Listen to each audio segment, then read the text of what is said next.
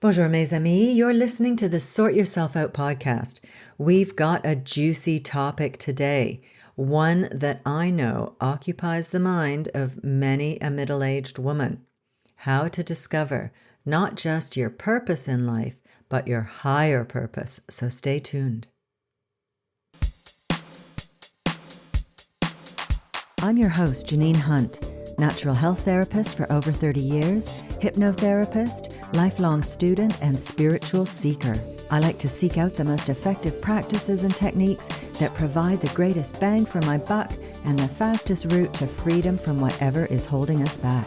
I can't wait to share with you these powerful techniques so that you too can sort yourself out, know deeper meaning in your life, and best of all, a sense of inner peace. So let's get started. Well, hello there. I just love talking about this week's topic, how to discover your higher purpose.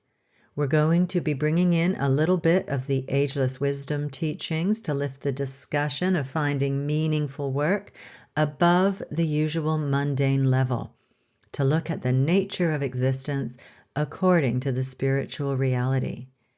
This isn't so much a step-by-step method to discovering your purpose, but rather pointers to reflect upon in coming days and weeks as to what matters in your life, what brings your life meaning and joy. We'll also be expanding our vision to the bigger picture of life, looking at what that entails in terms of your work or service in the world. We all want to find our purpose in life.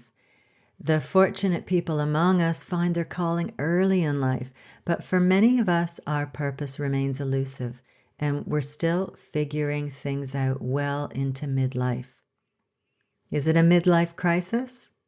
Maybe, but not necessarily, although I will be coming back to the idea of crisis as an instigator of personal development and spiritual growth. Midlife is a really interesting time, absolutely rife with opportunity if we are open to looking at it in this way. There's lots of water under the bridge. We've had decades of life experience to highlight what matters to us most. And it's a really good time to take stock of where we've been, and having all that experience under our belts, where do we want to go next? Most of us, unless we're one of the lucky ones who knew what we were about at a young age, have probably spent a couple of decades or more doing work that we just fell into when we were young, or work that stopped inspiring us years and sometimes even decades ago, but we kept plugging on with it as we had responsibilities and families to support and mortgages to pay. Our work choices may well have been influenced by the well-meaning but often misguided wishes of our parents that we get a safe and secure job that was not at all aligned with what we really felt called to do, and maybe we buckled under the pressure. I personally was guided towards training as a secretary, so I would always, quote, have something to fall back on, unquote. And this was in no way aligned with what I wanted for myself, and I rebelled against it. To be honest, I really had no idea what I wanted, other than maybe to be a horseback riding instructor. One thing I did know was that since I was a child, I had always wanted to be in Europe, France in particular. So when the opportunity arose, I was off like a shot. And interestingly, that opportunity only arose when I quit the corporate job that my parents had guided me into and buggered off to Northern Ontario to work as a silver service waitress at a posh tennis resort. Through that job, I was able to save enough money to go to Europe because they didn't pay us until the end of the season. And I also made loads of French friends that I could stay with when I got to Europe. And it was through meeting Steve in London, who became my husband, that a whole new world, which was to become my life's work, natural health, was opened up to me. And this was something that I had not even heard of in Canada. It just had not entered my radar at all. That didn't mean that I had it all figured out, though. It feels to me like it's really only in the last few years that all of the pieces of the puzzle that form the bigger picture have come together and revealed my path to me. Also, the world of work has changed a lot since we started out in the job market.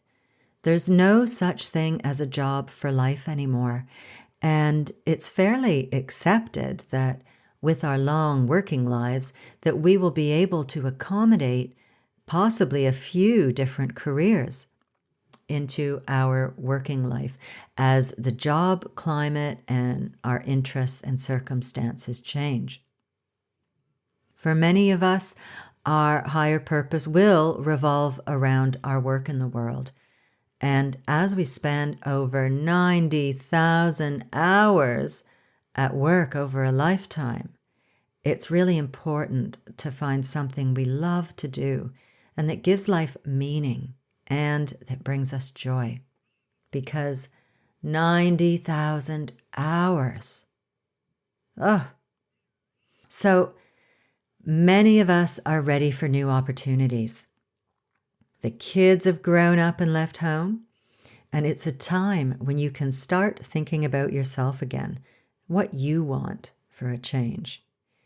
And even if, like me, you don't have kids, that doesn't exclude you from the midlife fun.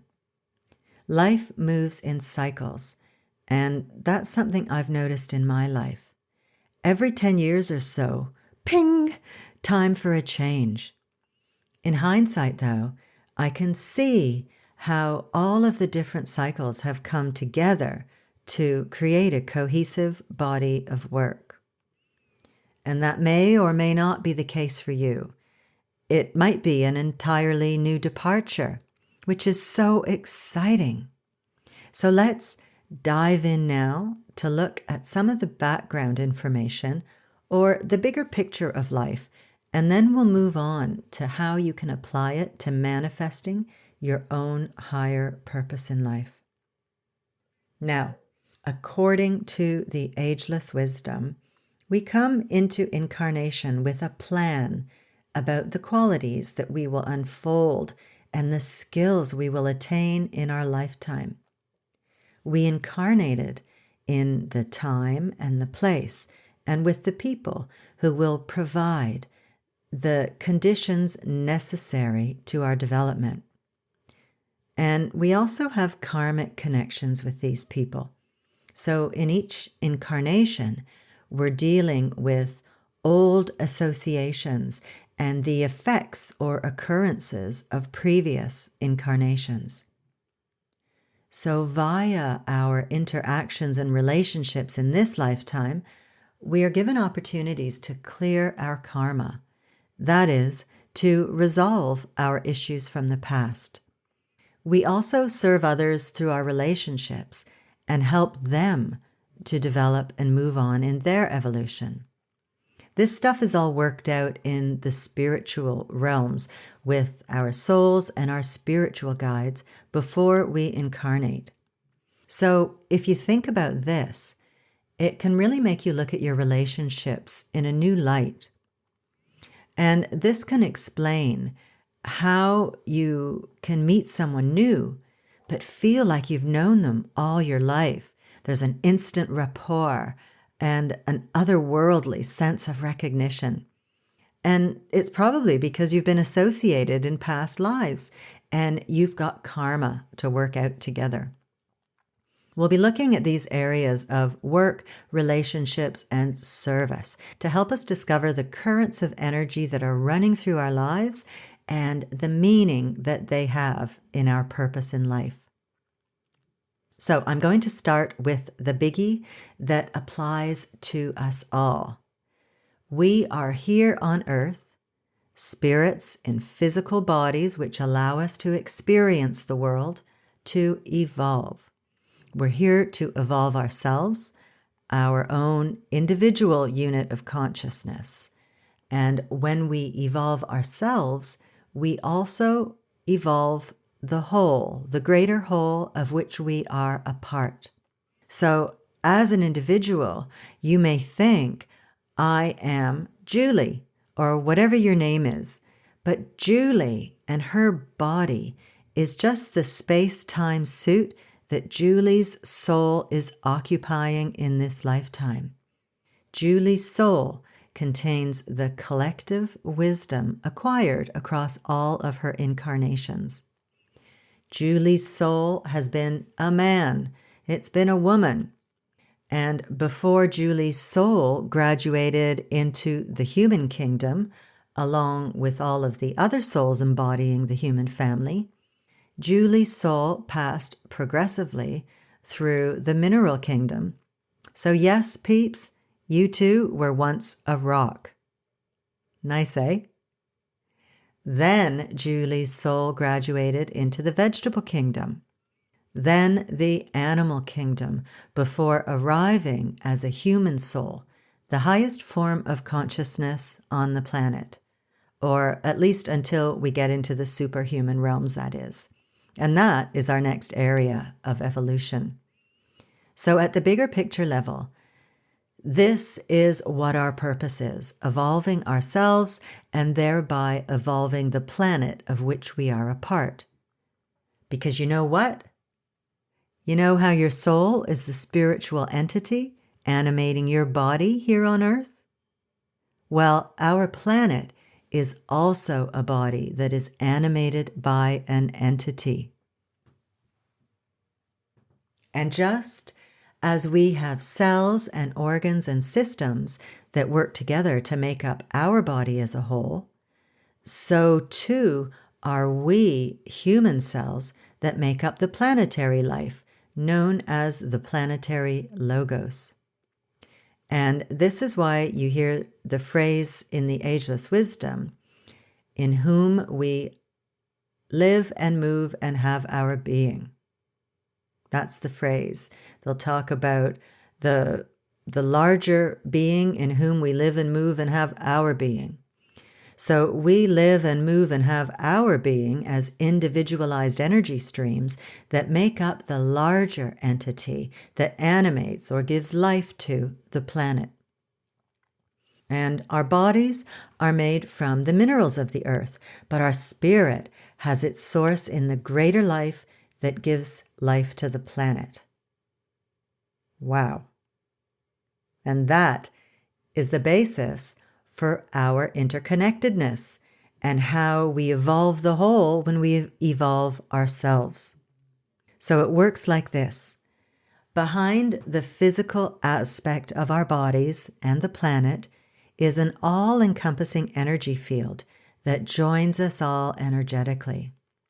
Our physical bodies are made up of two parts: the material, i.e., the atoms that comprise our physical form, and also the etheric body, or the energy body, that is the energetic blueprint that not only vitalizes our physical body, but that connects us to the rest of the energy field.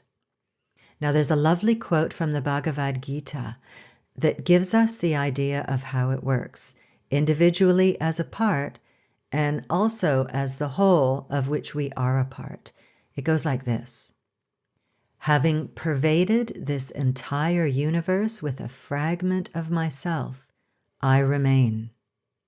Nice. So in our little human existence, the soul has sent out a portion of itself to animate this body in this incarnation, but it remains active on its own plane. In the bigger picture, the planetary logos has sent out its energy into the fragments that make up the one life of all life and matter on the planet: human, animal, vegetable, mineral, the whole lot. And I love this beautiful quotation from Jean Houston. The discovery of the quantum field is changing our view of reality. It seems that we may be immersed in a sea or field or a web of energy that is coextensive with the immensity of the visible universe and the most minute particles of matter. It is coextensive with you.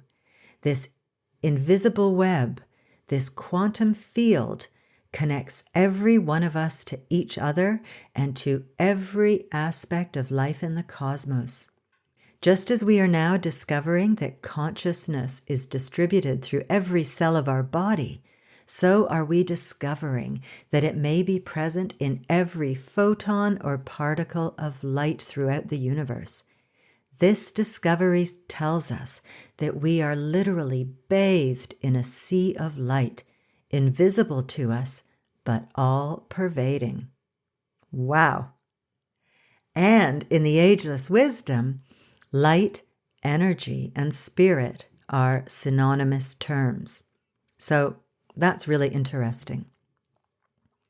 To help you absorb this idea and to clear the way for new ideas to flow into your consciousness, I've created a free guided meditation called the Quantum Liberation Spa that you can download, where we cleanse old, stuck energies and outmoded beliefs from all levels of your being. And we restore the divine blueprint of optimal function, balance, harmony, and wholeness. And we also create a powerful anchor that you can use to access your heightened state of well-being that you're experiencing in the Quantum Liberation Spa whenever and wherever you want. So you'll see a link to this below if you're listening to theinspirationcloud.com, or you can access it at theinspirationcloud.com/SYO11. And those are the digits 11, not the word 11. Okay, onwards. What does this mean for you, the human soul in this bod, trying to figure it all out and make sense of life? Well, because we are discussing our higher purpose, we need to take this bigger context into account.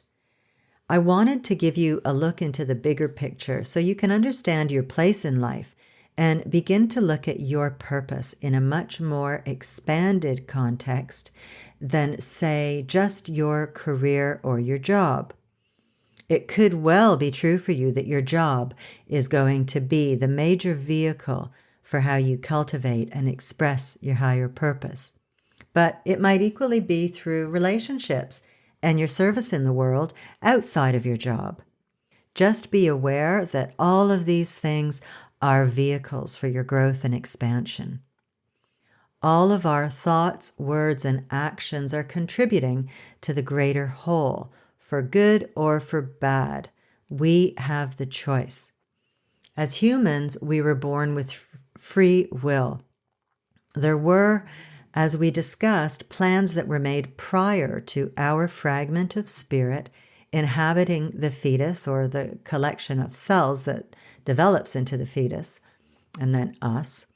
But we can override or ignore these things. We can choose freely what we create and experience. However, there is no escaping our karma. And I just want to do a little side note on karma, because it's something a lot of people have a hard time relating to. But there's a way we need to look at it that we also need to cultivate in order to look at our higher purpose. Now, there's a thing people often say about karma, and I used to say it myself in my atheist days, and it goes like this. How can there be a God when that poor little baby was born without arms and legs? Or, how can a poor defenseless baby be deserving of being born in a slum and condemned to a life of poverty? Etc. You get my drift. There are a lot of ways that you can express thoughts along those lines. And I agree, it's hard to comprehend that type of thing. But we need to do two things to make this karma business more comprehensible. One, we need to develop dispassion. We need to be able to look at life and the laws governing existence from a dispassionate standpoint that reaches above and beyond an emotional response that is tied up in our own very limited and quite possibly erroneous belief systems. And to do that, we need to do the second thing, which is to once again look at the bigger picture of life beyond our personal existence in this body, here and now. Because we have been creating relationships for thousands or even millions of years across countless incarnations. And we cannot be expected to understand the ins and outs of it all, but we can accept the premise that the soul has chosen to incarnate this time around in a body, perhaps with no arms or legs, or in that slum, either to work off karma from previous incarnations where either maybe through the free will vested in him as a human being, he conducted himself in ways that living in such conditions now would correct, or that he has chosen these limitations because they will permit him to experience conditions where he will develop specific qualities that will contribute to the greater expansion of his soul, or perhaps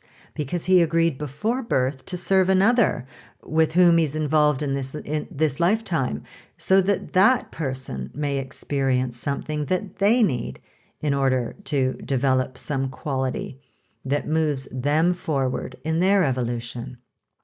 So this list of ideas is not exhaustive, and I certainly do not pretend to know or understand it all. But that is just it. We need to accept that there are unknowable things while we exist here in our bodies. Imagine what life would be like if we had all the knowledge of our past incarnations floating around in our conscious minds. It's too much. We'd never be able to focus our minds on what we're here to do now. So we need to be able to step back and dispassionately look at the bigger picture of life. So that is one aspect I'd like you to look at as you consider your higher purpose. What qualities are you developing in this lifetime? How are the people in your life helping you? And how are you helping them to know themselves better, to free themselves of their hang-ups, to develop their talents and gifts? Byron Katie said, quote, "Our parents, our children, our spouses, and our friends will continue to press every button we have until we realize what it is that we don't want to know about ourselves yet. They will point us to our freedom every time." Unquote. Wow. So this leads me to another consideration, again, about what the part, i.e. you, contributes to the whole. Because every single person in incarnation is developing their skills and talents and gifts through their experiences and relationships in the world.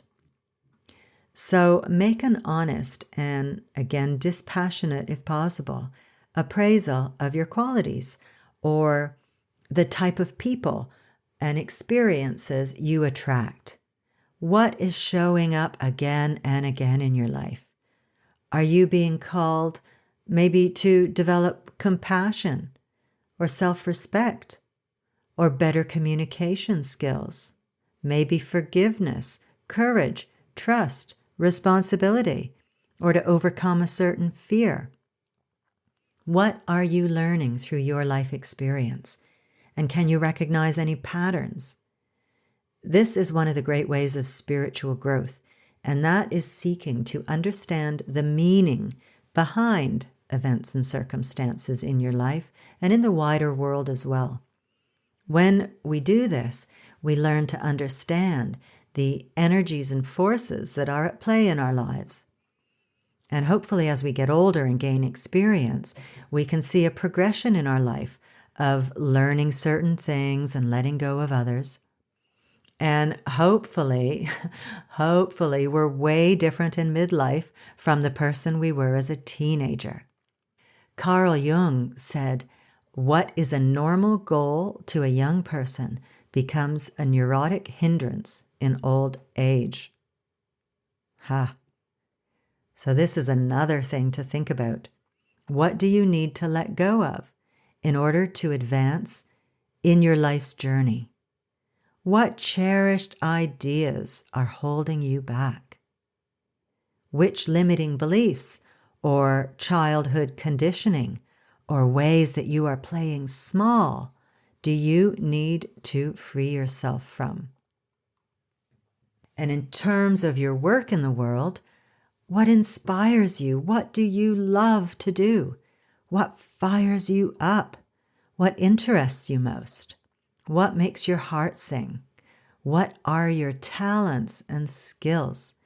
Maybe you'd like to spend more time developing these, or maybe using them in an expanded capacity, maybe teaching others. So many of these things may have been in your life since you were young, or they may be relatively new to you. They may be things you've been learning and developing and mastering in previous incarnations. Nothing is lost in the life of the soul.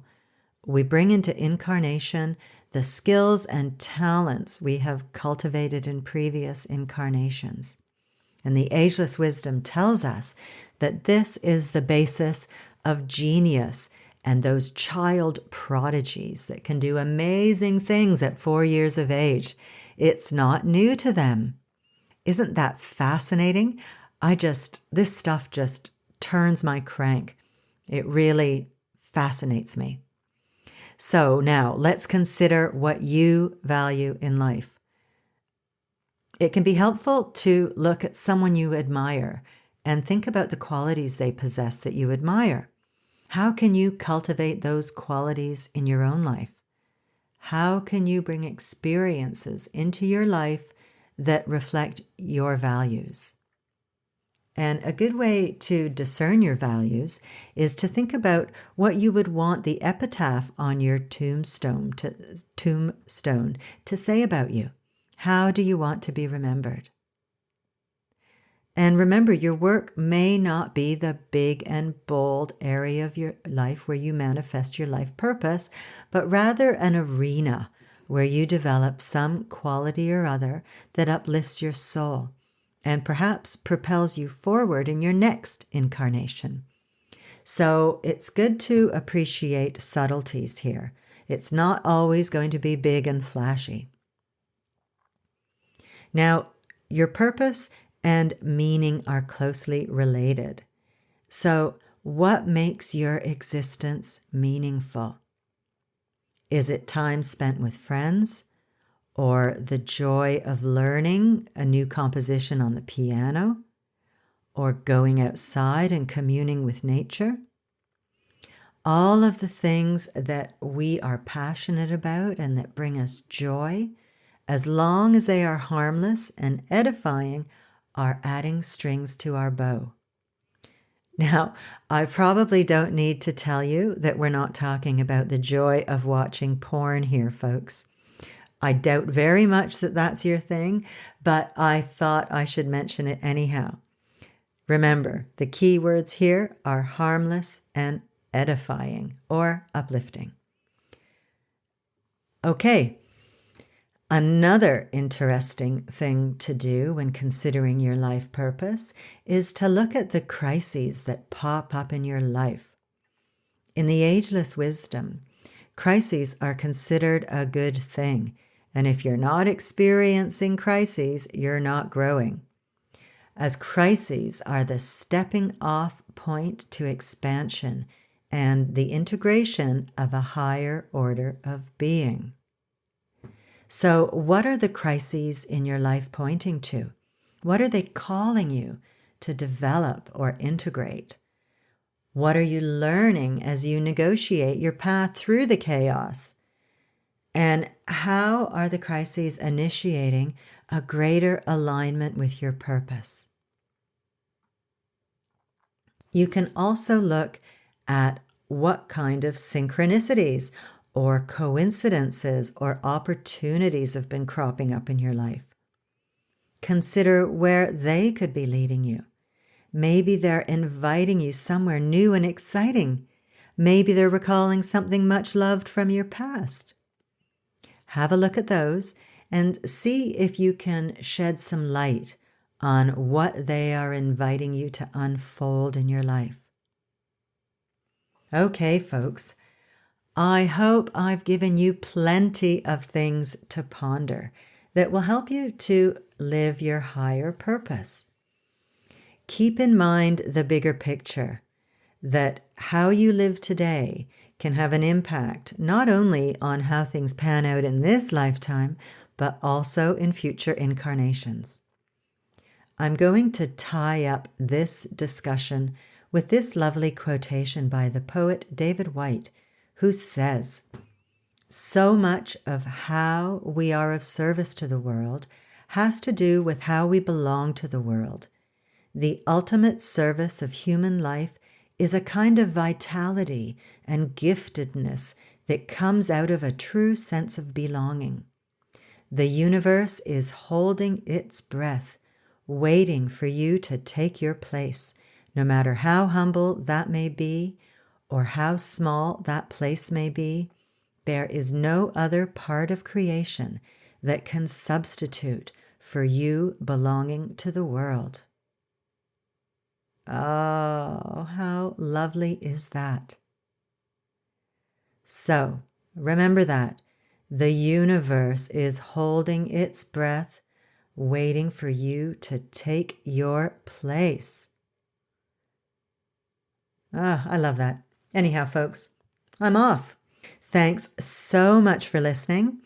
Don't forget to download your free Quantum Liberation Spa guided meditation. You'll see the link to it below if you're listening to this on theinspirationcloud.com, or you can access it at theinspirationcloud.com/SYO11. I'll be back next week discussing something we all want to know about: how to get other people to change. Ooh, you don't want to miss this one. So I hope you'll join me for that. And meanwhile, have a lovely week. Bye-bye. Thanks so much for listening. I really hope you found this podcast helpful and full of uplifting ideas that you can put into practice in your life. And if you have, chances are your friends and family will too. So please share it with them on social media. You'll be helping them to sort themselves out, because I bet you think they need it, right?